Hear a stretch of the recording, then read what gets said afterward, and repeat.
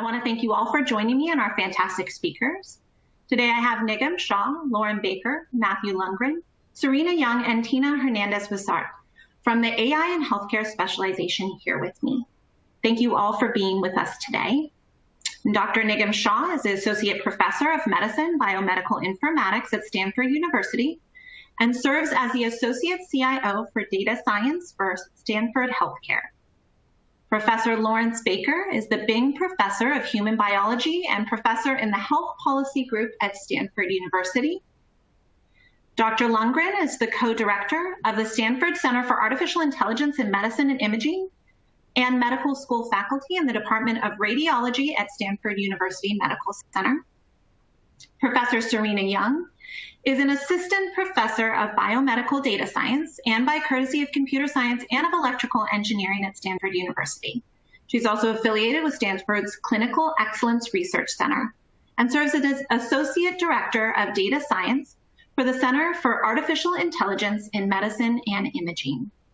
Dr. Hernandez-Boussard is an Associate Professor at Stanford University in Medicine, Biomedical Informatics, Biomedical Data Science, Surgery and Epidemiology, and Population Health by courtesy. Thank you all for joining us today, and I will now turn it over to Professor Baker to begin our presentation. Good morning, everyone. Let's see, let me get myself organized here. I am very excited to be here and to be able to talk to you all about our program and my particular part in it. I am teaching a course on the healthcare system in this. So the use of AI and informatics tools in healthcare offers huge opportunities to the healthcare system and to developers and innovators. But it's important to come at this in the context of understanding the healthcare system and how the healthcare system works. AI and data efforts more generally interact with systems, healthcare systems involving national and regional, local, even individual healthcare providers, and the ways that they provide and finance care in a couple of important ways. One is that developers and innovators need to produce solutions that can help and be of interest to system participants if they're going to use them. The other way they interact is that they use data. Developers, innovators use data from entities that are in the healthcare system, and they need to understand what the data is and where the data comes from. So we're going to spend some time thinking about that, familiarizing you with the parts of the healthcare system so you can better participate with it, get some expertise in what's going on. We go through a perspective on a lot of healthcare systems. We mostly take the perspective of the US system since there's a lot of complexity there to work with. But along the way, we're going to try to get you up to speed on information and an understanding of systems that could be useful in many places around the world.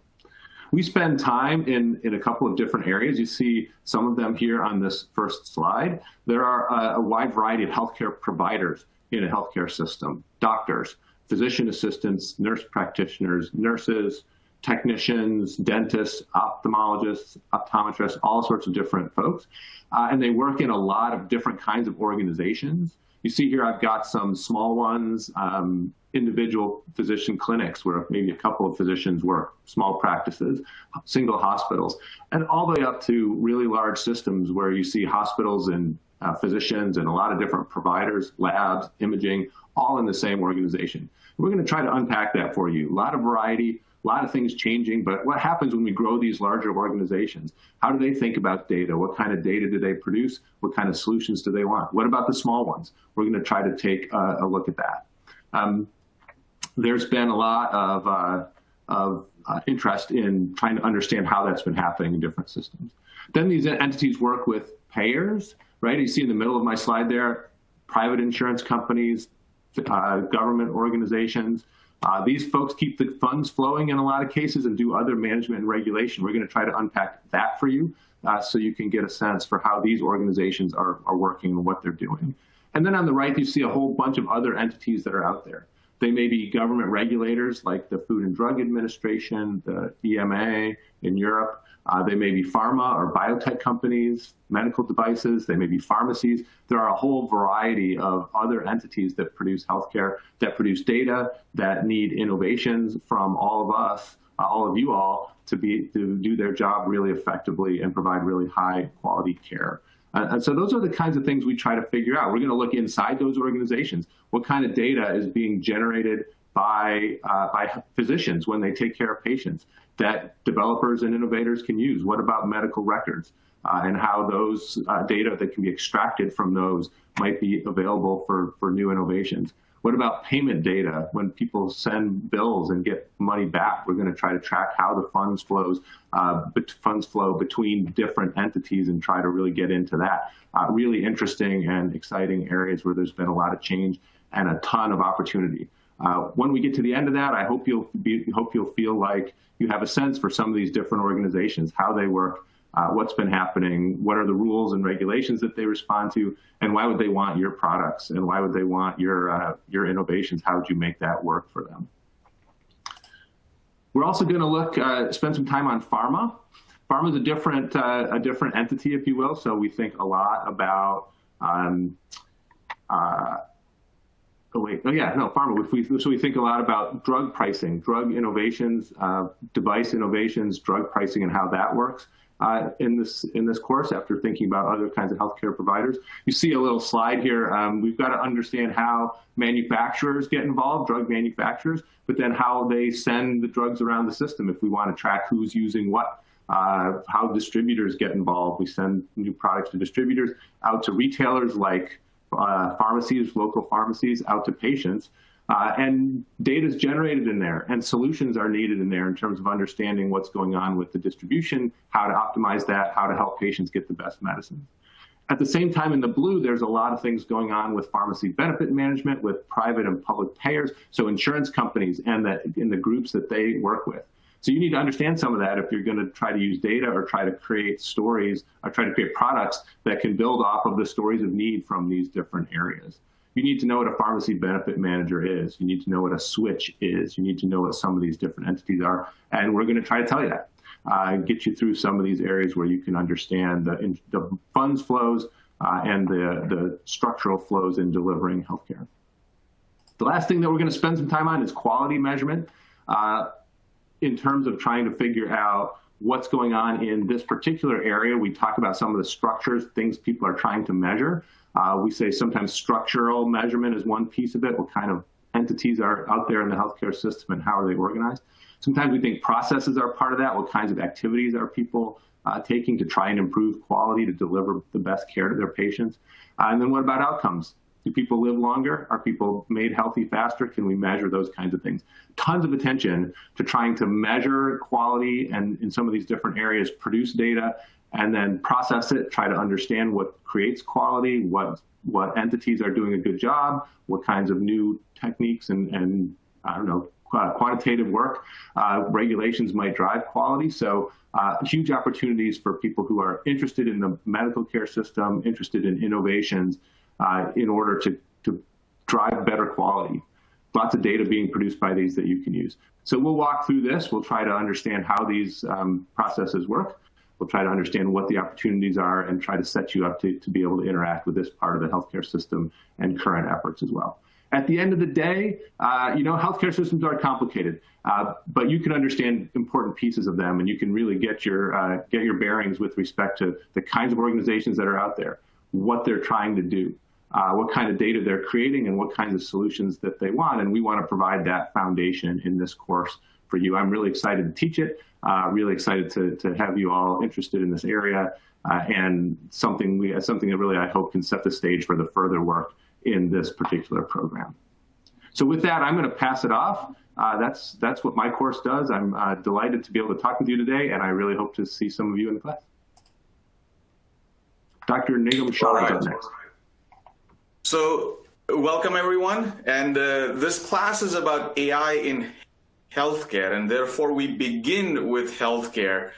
And one of the major differences from most of the classes you might experience is that we first introduce what the healthcare system is. And Lauren described it in a few slides, but the class will really walk you through what's the anatomy, who does what data do they generate. And we need that reference, that context, before we can begin understanding what we can do with those data using artificial intelligence. So what I'm going to do now is to give you a little bit of a preview that assuming you've understood sort of the main parts of the healthcare ecosystem and you know the data coming out of the different parts of it, how should we think about those data? What are those clinical data that we might get our hands on? So for example, imagine this timeline of a patient. And I suggest this as a useful construct to organize the thinking, because multiple entities in the healthcare system will produce information. But that information is tied to a human being, the patient. And what we're seeing on screen is sort of a cartoon where we have a timeline going from left to right, and those little circles are things that of healthcare consequence that happened. And then underneath that are the different kinds of data. I've just shown a few examples, about 8 or 9 on this one. The diagnoses codes you might get, the laboratory test results, medications, textual documents a physician might write, streaming data. You might hear about genomic data, imaging, obviously, which is where AI has a lot of implications and applications. You might get signals from bedside monitors and so on. So having this frame of reference of imagining this longitudinal record, and what happens is that each different entity gives you like one square. If you have a prescription that happened at a particular event, you went to a pharmacy, the pharmacy has a record, the hospital has a record of ordering it, the pharmacy switch that routed it has the record. Eventually, your insurance company also has a record. And so there's like 4 or 5 records of one event. And depending on where you get that, you might even get slightly different information. And that's really important to understand. So we'll walk you through that.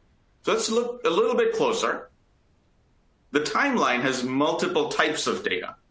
Diagnosis codes, laboratory test results. In the screen, it's kind of hard to see, but in the class, we would actually walk you through with real examples. I've only shown 4 here: lab results, medications, documents that a doctor might write, and diagnosis codes. And then, once we've sort of grokked and understood the kinds of data at our disposal and have organized them into this conceptual view, then we step into what are the questions.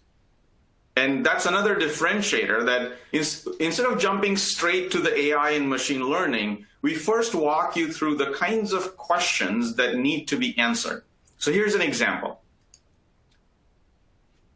Meet Laura. She's a teenager with systemic lupus erythematosus, or SLE, and presented with proteinuria, meaning there's a protein in her urine, has pancreatitis, and is positive for this laboratory test for antiphospholipid antibodies.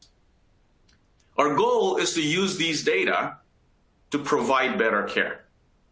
And in this particular case, what we'd be doing is starting with all the patients. That's that big circle, sort of all our data. We identify those individuals that are teenagers. That's that orange circle. Those that might have pancreatitis, proteinuria, SLE, those are those other circles. And in the end, we get to the set of patients that match our description. Now, in this case, it's kind of hard to see, but what I've highlighted is this tiny slice of patients that match all of the criteria for what we're interested in to inform the care of this particular patient. And remember, in doing this exercise, we also have to worry about the time axes, that we have to make sure that these things happened in a certain order. And all of those operations and understanding how to do them with data are probably 80% of the work before you get to the AI and to the modeling. And time spent here essentially determines the degree of success in being able to answer the question that you seek to answer, and then ultimately get to improving healthcare using AI. And so to sort of round out this portion of the course, on the left here on this particular screen is a patient timeline. It's sort of a compact view with all of the different data types that we're going to be talking about. Summarized as sort of this yellow block of patient timelines, because we have these on multiple human beings. And then we're going to be using these timelines and operations on them to basically inform 2 kinds of decisions.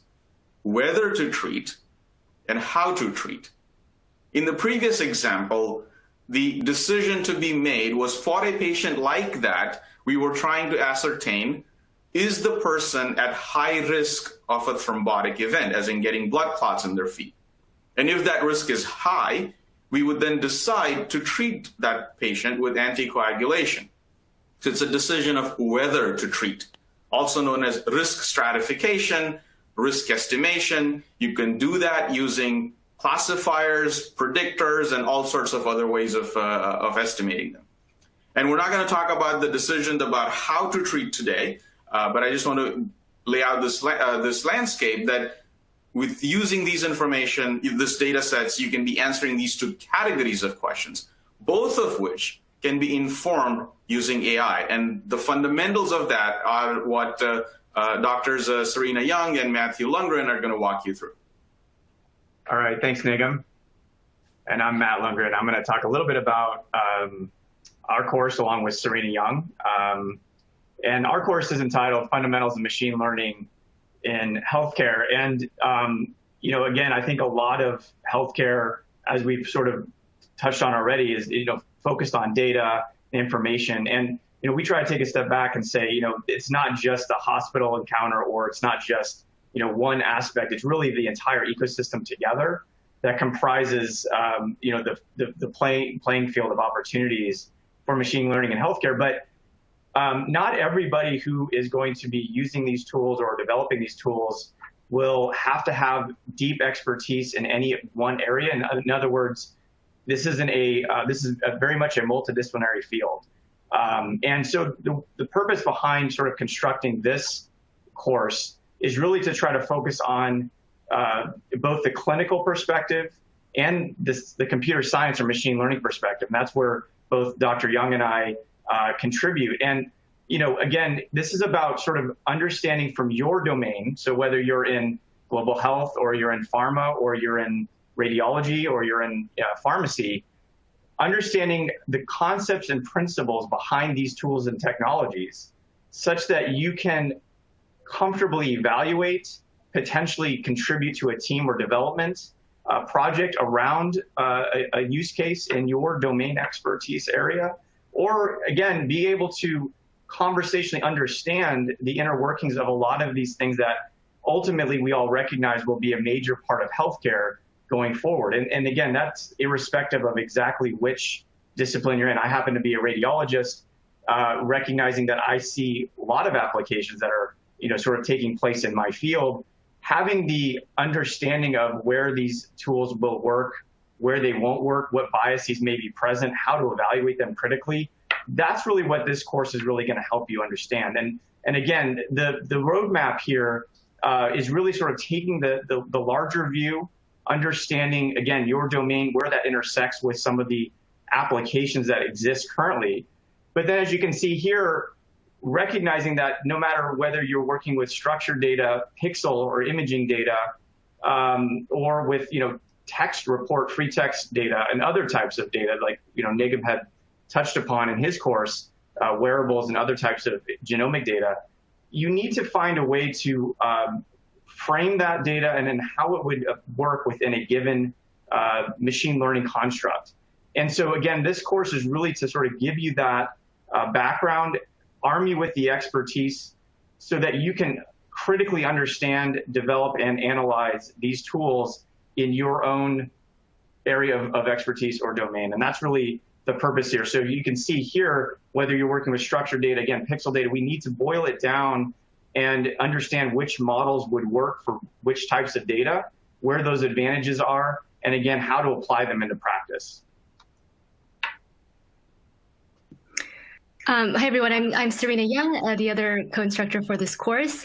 And so just continuing from what Matt was saying, you know, we'll be spending a portion of this course kind of introducing the fundamental computer science concepts as well behind some of these machine learning algorithms that can be used different types of prediction tasks on these diverse types of data. And we'll cover kind of the fundamentals that will enable you to to make good decisions about using to develop these models for various types of AI applications in healthcare. And so there's really a large toolbox of algorithms that generally you can pick from, and these include both traditional machine learning algorithms such as regression-based methods, decision trees, support vector machines, and others.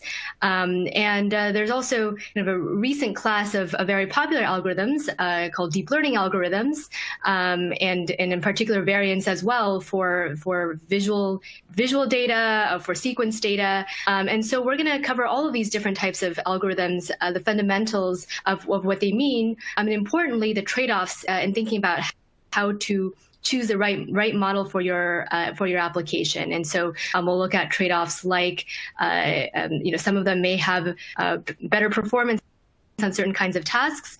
Other algorithms may be more interpretable. Some algorithms may perform better on certain types of data or require certain size of data. And so we'll discuss all of these different trade-offs as you're thinking about how to choose the right algorithm and how exactly these algorithms work. And then on the flip side, equally important to choosing the right algorithm is also being able to evaluate your models appropriately once you actually train your algorithms. And so this is a really important part because different models can perform differently on different use cases, and so some may be better in certain scenarios, and others may be better for other scenarios. And so, just as one example, for example, in this graph here, if you have the same, let's say, false positive rate, model A might have better sensitivity than model B, and so you might want to use model A in this case. But let's say you're willing to take a bit of a higher false positive rate. Let's say you have some sort of screening application. Well, maybe in this case, model B actually has better sensitivity in this case, and so the model that you might prefer to use can really be different depending on your application. So we're going to go into these different ways of evaluating these models, things to think about, as well as particular traps that you want to make sure that you're aware of as well. Some nuanced questions such as biases in the data, and so we'll talk about the different pitfalls and how to think about these questions of evaluation carefully.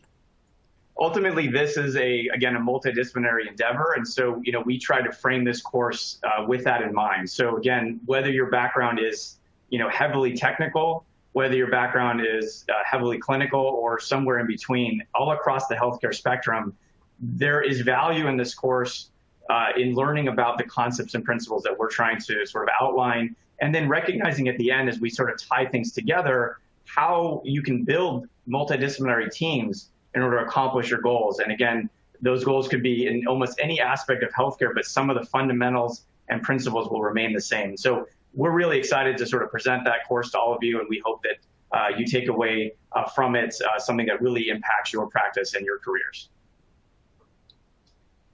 And I'll turn it over to Tina. What my module does, my module is the final module in the AI in healthcare course. And really what I try and do is build upon all the other modules that we've just heard from. And in particular, in this module, I present key components of model evaluation, deployment, and regulation. So one thing I think it's important to understand is that the majority of AI models developed in healthcare end with a publication reporting model performance, and generally they are not deployed. So in this model, we tackle other forms of model evaluation that are critical to deployment or implementation and are necessary to prevent unintended consequences of deployed AI solutions in healthcare. In the first lessons, I provide a framework to better evaluate AI models, a framework that moves beyond model performance and highlights the net benefit of the model to end users. So in this framework, we talk about understanding what the clinical utility of your model, who receives the model output, who will benefit from the model output, and is there a mitigating action that can be taken upon the output. So say, for example, I've developed a classifier that identifies cancer patients at high risk of suicidal tendencies. So the care team might use this model, that's who receives the output, to allocate additional social service supports, that's the mitigating action, to help those cancer patients with suicidal tendencies. So they are the beneficiaries. The next step in thinking about these evaluations is assessing the feasibility of a model. So can I get this model deployed at point of care? And there's many steps to thinking about deployment and the feasibility. So here we review important questions such as, are the data I need to run the model available in a timely manner and in a translatable format? What are the implementation costs? Who is going to actually work on the IT team to get this information that I need in a reasonable time frame? What are the implementation costs? And importantly, what are the post-deployment challenges? Thinking about, who is going to be responsible for the maintenance and monitoring of the model over time. So in the previous example, if we've identified patients, advanced cancer patients with suicidal tendencies, can I get this data and process it before the patient's upcoming appointment? Are there enough team members to connect with those patients? What we don't want to do is deploy a model and identify patients who might have suicidal tendencies, but then not have the resources or capacity to provide services to those patients. Finally, we discussed the clinical impact of the AI solution, and this can be measured in a number of ways, including improved patient outcomes, cost savings, reduction of clinical burden, etc. So importantly, utility, feasibility, and impact all need to be assessed before considering implementation or deployment of a model. And so, in addition, as I mentioned, the majority of AI models developed in healthcare end with a publication and never get to point of care. And this is likely because there are many critical barriers to deployment. So in this class, I discussed a deployment pathway that highlights several critical steps that are necessary for deployment, which starts at the conception of the idea. This includes, as others have said in the course, stakeholder involvement during the design and development state. Are you asking the right question that can be answered with the data you have? A thorough evaluation of the model prior to deployment, including assessing utility, feasibility, and impact, and a deep understanding of how the end user will use this output in your model is necessary.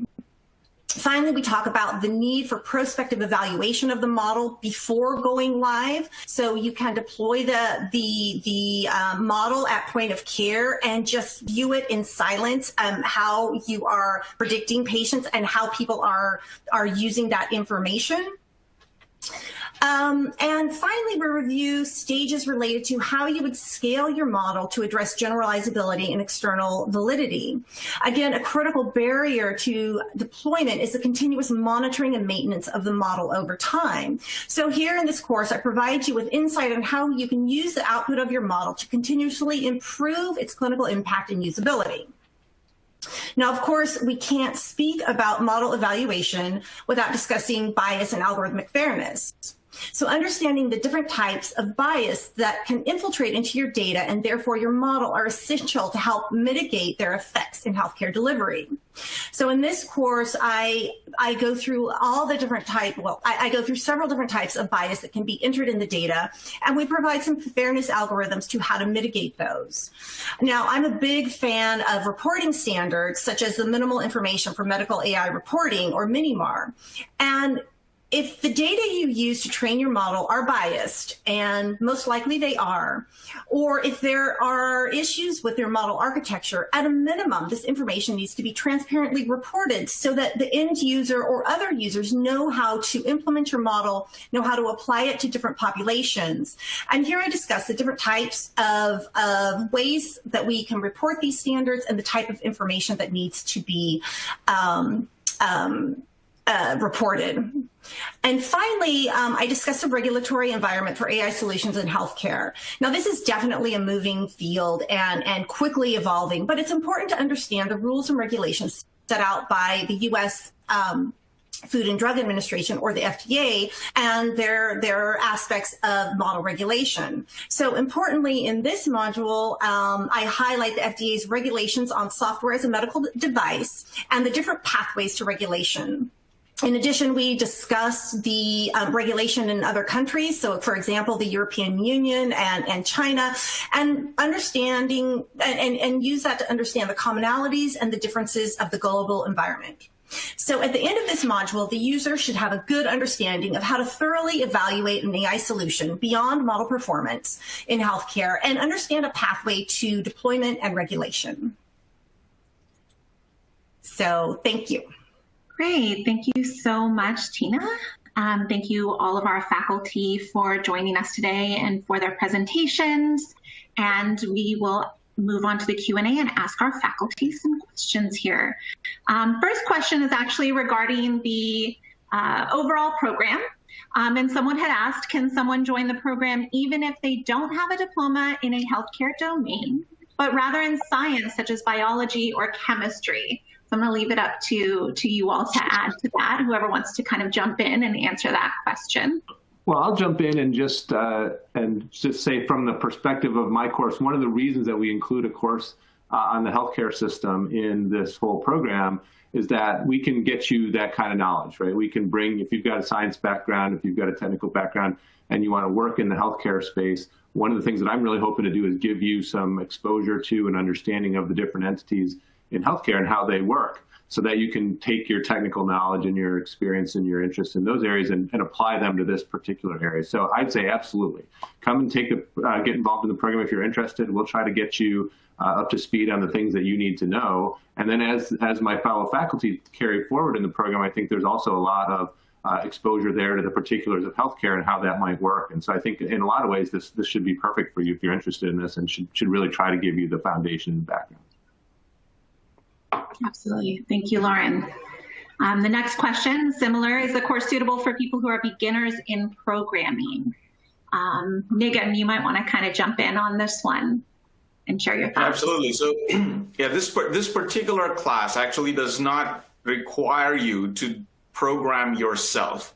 In fact, one of the things we do in the final capstone project is we walk you through code step by step, giving examples of this is the kind of thing you would need to learn or do if you were to do this kind of analyses yourself. So it's a gentle introduction where we first share the concepts. Well, we first share the why, then we share the what, and then we get to the how, and then follow-on courses in programming will then make more sense. So absolutely, I think if there's no prior programming experience, it should be feasible to enroll and complete this class successfully. Great, thank you. And I just want to add on to that, actually, that also, for our discussion of machine learning algorithms, it also, doesn't require any programming because we're focusing on how these algorithms work. And from a conceptual standpoint, and in particular, what you need to know in order to be able to make decisions about what algorithms to choose, and then how to then, once someone is training the algorithms, how to actually think about how good the algorithms are and how to deploy them. And so a lot of the focus is around decision making with a basic fundamental understanding of how the algorithms work. Great, thank you. And last question regarding the overall program. Do you have hands-on sessions in the program? For instance, do you students actually get to develop AI solutions for healthcare? So maybe Tina can take that regarding the capstone? Yes, absolutely. Yeah, so in the capstone, at the end of the 4 modules, we've developed a capstone course that brings everything together and provides a use case of how, and it's actually written in the form of you have somebody going to their supervisor talking about wanting to deploy a model and walking through all of these hurdles that we discuss throughout the different modules. And so it gives the user an opportunity to really understand where these barriers arise, how you can resolve them, and gives them real use case examples of that. So yes, the capstone project is really well-rounded across the 4 modules. Mm-hmm. Thank you. And then this next question here is actually regarding Lauren's presentation. And I think this is regarding slide 14, Lauren. And someone was asking R or Python? R or Python? In slide 14, I'm trying to get to slide 14 in a minute. So my class doesn't particularly deal with the programming languages that you would need to use, or the statistical languages that you would need to use to work on some of these solutions. We're trying to get you an exposure to all the different things that are out there. And so I think R and Python could both be relevant in different particular ways. So I think I'm trying to get people ready to interact with the healthcare system in really productive and interesting ways. And I think that could be done in a lot of ways. So I don't know if my other fellow faculty want to discuss, but I think R and Python are both good from my perspective. Yeah, so I'll jump in here. Both R and Python are about the how. Once you've figured out the particular question you wish to ask, pick whichever one is the more closer to your existing working paradigm. I mean, there's certain things that are definitely easier in Python. If you're manipulating images or text, you probably want to be in Python. But if you're doing with the categorical, numerical data, R works fine too. And this is regarding Nigam's presentation. How big of a role does blockchain play in integrating the different parts of the healthcare system and across various global systems? At the moment, not much, at least in the US. I mean, there's a lot of talk about blockchain, but the majority of data sets today available are and you might be surprised, but are shared with you either as CSV files or database tables of some sort. Perhaps we might get to that blockchain future, but we're not there yet. And where and how is the data collected? Is it all within the EMR? And can you correlate databases with EMR data? So the data that we talk about are not necessarily just EHR data. So for example, as Lauren Baker mentioned, the pharmacy switch and data from the payer, they're not in the EHR. And we will talk about those data sets and those sources. And then if you adopt this timeline view, you can imagine that in order to get the complete picture of what happened, you need to get information from the EHR, you need to get information from the payer, and perhaps you might also need to get some information from the patient, which currently there's no scalable ways of doing that, but increasingly as the use of data by patients directly increases, we will find ways of getting those data items as well. So I would encourage you to think of data holistically and not just from one source. Ideally, you want to stitch the timeline across all the players that in the healthcare system that collect information about an individual. Okay. And the next question is, I really think that clinical AI and personalized medicine is conditioned by a global medical system. Otherwise, the models simply won't generalize. What are the thoughts of the experts on this panel on this topic? And given the difficulty to create this universal system, is a robust healthcare AI system an unrealistic objective? I can go ahead and take a stab at that one. So I think it depends on the question you're trying to answer with the AI. And so the healthcare systems are very different globally, even nationally. We find enormous difference, for example, in the way we triage patients for COVID, or the way we're doing other types of hospital management. So it really depends on the question you're asking. If you're looking at diagnosis of disease, then yeah, we see, and maybe Matt can speak to this in radiology or image control, we're seeing global shared algorithms in that system. But globally, it is really dependent on the question you're asking, and is it applicable to the global market, or is it something for your particular healthcare system?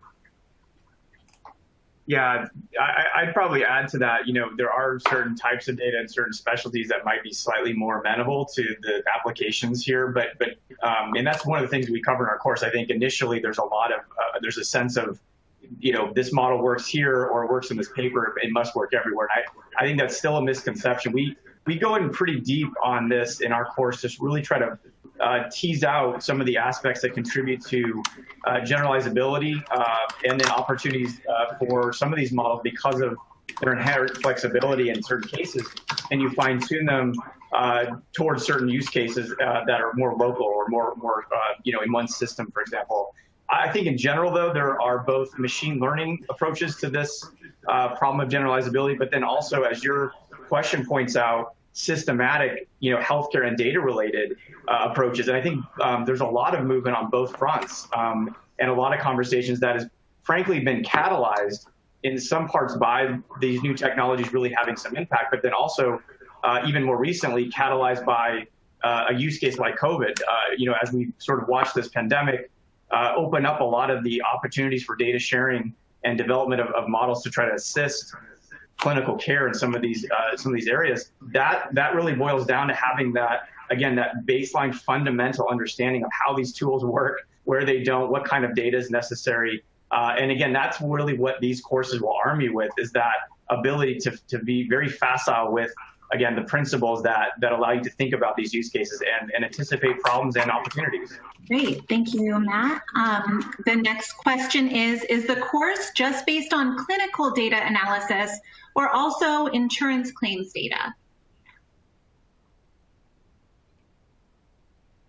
So in terms of the concepts we cover, we definitely go beyond clinical, insurance, and even other kinds of data. In terms of the capstone project, it uses simulated data that mirrors what you might see as a combination of EHR and claims data. Has there been any prediction models that have been successful in predicting cardiovascular events, such as CHF? I'm aware of Google's work in AKI, but nothing in the CHF space. And I think this is directed towards Tina.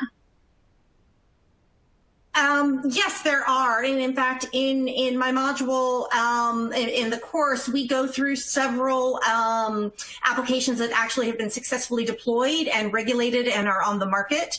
I don't know particularly which ones are cardiovascular, but that is something we cover in the course, and we walk through some examples of ones that have been taken all the way through deployment, regulation, and dissemination across different sites. The next question is, deployment of a prediction model on a large scale is a huge challenge given the heterogeneity of population across different regions, genetic composition, physiology, and ethnicity. How do you address this challenge as it relates to scalable deployment?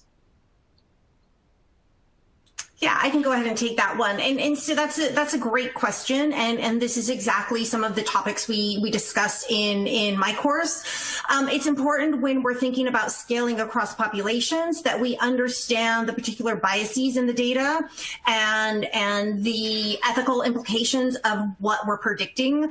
And so these are all topics that we go through, in particular looking at how data generated from one population can be applied to another population, and how we can measure that and evaluate the biases and potential some mitigation strategies looking at algorithmic fairness solutions. Another question about the program in general. Someone had asked, a major challenge for students upon entering the data science workforce is data cleaning, if they primarily learned from clean data sets. Do your courses teach preliminary data analysis and cleaning approaches appropriate in healthcare? That is not something we dive into in this particular class. Data cleaning and strategies to do that is a very broad topic, and it would probably require its own specialization in terms of what are the different kinds of issues that you might need to face. So the short answer is no, we do not cover that, other than bookmarking that topic as important. And is your course USA health system focused rather than internationally? And Lauren, you might want to also jump in on this one. Yeah, I'm really happy to. So when in my course, we're trying to understand the healthcare system and its various pieces, how they work. And so in order to teach that in a way that doesn't take months to cover, we pick one healthcare system to use as our base, and that's the US system. It turns out that the US system is good for us in a few different ways. It's pretty complicated. So if you can understand that system, of course, you then really understand the details of one system, but there are a lot of pieces that generalize other places and a lot of the general kinds of lessons about different players we think and we hope are useful for other systems. As I go through the U.S., I also try to call out different places, different organizational structures that exist outside the U.S. and that are related. And so while it's focused on the U.S., and I think you'll get a really good, strong understanding of U.S. systems, I hope that you can learn important things that are applicable in other systems as well. And you know, I think it's generally true that a lot of the ideas about healthcare delivery, about organizations, about incentives are pretty portable. So yeah, U.S. focus, but with an attempt to make it work across multiple countries too, although we don't focus on any other countries in specific terms. Great, thank you, Lauren. Another question, it looks like this is from a current learner in the program. I'm currently taking the course. It's been great. I'm an occupational therapist, very interested in AI and how it can aid allied health professionals, rehabilitation professionals. Are you aware of groups working with AI in allied or rehabilitation health? And is there work being done in this field? So that's a great question. I mean, I'm not an expert in rehabilitation or occupational health by any means. I do know anecdotally of other research on our campus. So I'd particularly call out a center called the Mobilize Center that is quite advanced in terms of using artificial intelligence and simulating people's movements and gait and so on. There's faculty in orthopedic surgery who are looking at wearable devices, like putting them in shoes and so on, and to monitor people's gait and spinal issues. So I bet there is a community. We can find out more and share that later. But anecdotally, I would say if you start with the Mobilize Center at Stanford, you might get a hook into the options. Great, thank you, Nigam. This next question probably directed towards Matt and Serena's course. Do you think imaging, for example, radiology, retinal imaging, dermatology, ECG, arrhythmia, et cetera, are most suited to benefit from AI? Yeah, I can speak from the clinical perspective on that for sure. I think that there's reasons that there's advantages that we're seeing now that maybe we weren't seeing before. So, you know, there's again, machine learning is obviously a large category, and we try to cover a survey of various types, but we certainly spend a lot more time on deep learning as it's, you know, becoming incredibly useful across different use cases. Imaging in particular has a lot of challenges if you don't have networks or models that are capable of handling what is essentially a large amount of data and in a systematic way. And so that's really where computer vision techniques have really taken off. And yeah, so I do think that imaging is one very important area for this field moving forward, and then transforming sort of the practice of those of us that spend a lot of time as medical experts using imaging to help, you know, make diagnoses for patients. And again, that's, as you suggested, that's not just in, you know, X-rays or MRIs, that's also in ophthalmology and dermatology, and again, even in waveform tracings and other things. So this is why I think there's a lot of excitement. And again, we try to really frame our course as we go through the different types of models and different fundamentals and principles, so that, you know, it would be sort of very accessible to you looking at a particular use case and saying, oh, I think that, you know, this series of models may work here.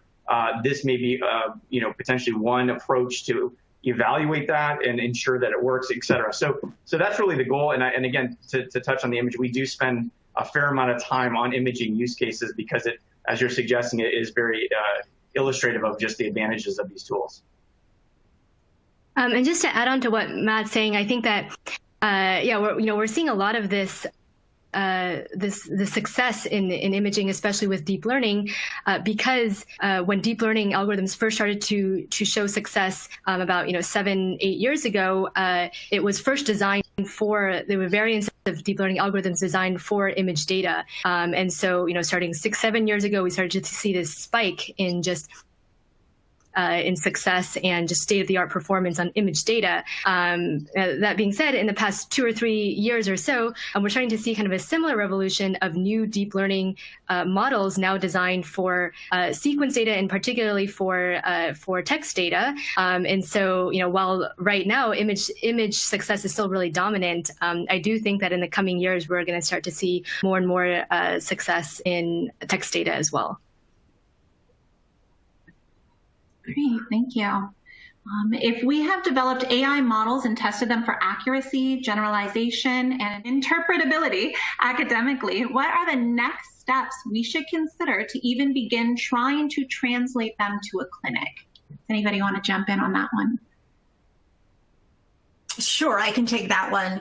And this is something we go into deeply in my course, and that's talking about the steps of deployment. So after you evaluate the performance, the interpretability, et cetera, there's a great need to understand the clinical utility and the deployment costs.